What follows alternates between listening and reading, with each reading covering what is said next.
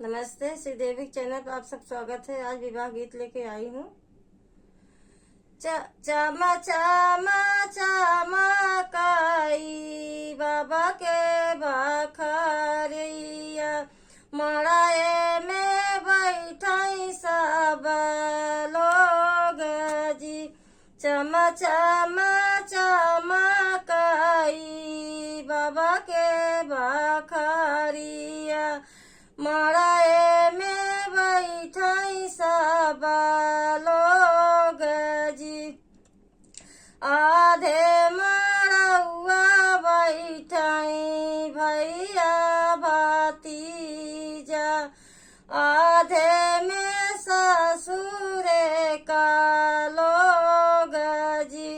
आधे मड़उआ बैठाई भैया भतीजवा, आधे में ससुरे का लोग जी। मड़ाए से बोलाई दुलरू का आने रामा, सुन धान हमार जी। ऐसे बोलाई दुल्हे काने रामा, सुन धान हमार जी। तनी बेके बेनिया डोलाय मोरे श्यामी, बैठे हैं नाई हर के लोग जी। कैसे के बेनिया डोलाई मोरे स्वामी, बैठे हैं नाई हर के लोग जी। ते मड़उआ बैठे भैया भतीजवा, आधे में ससुरे का लोग जी। आधे मड़उआ बैठे भैया भतीजवा, आधे में ससुरे के लोग जी।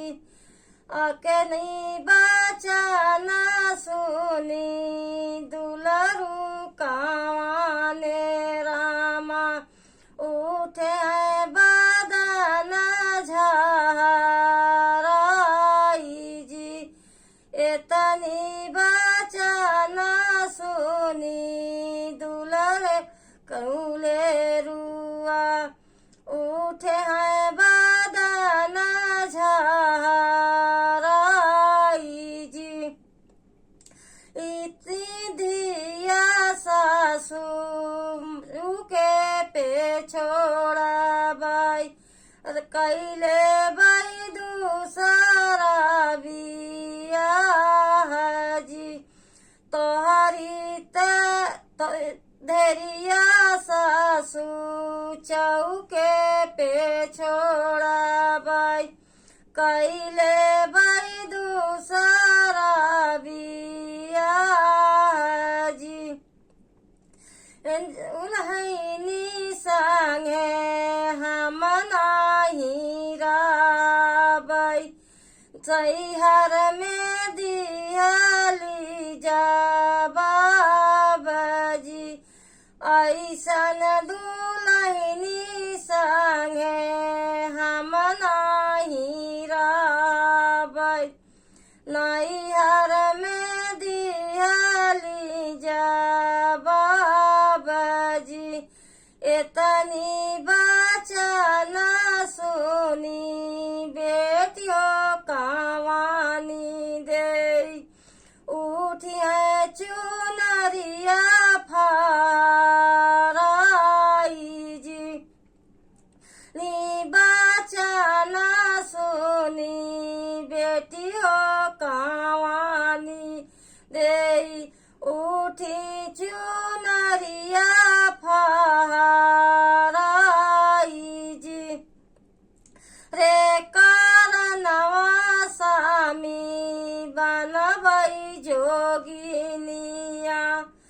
छोड़ी दे भाई माइया बाप जी तोहरे निकारन स्वामी बनबई जोगिनिया छोड़ी दे भाई माइया बाप जी चम चम चमकई बाबा के बखरिया मड़ाए में बैठाई सब लोग जी चम चम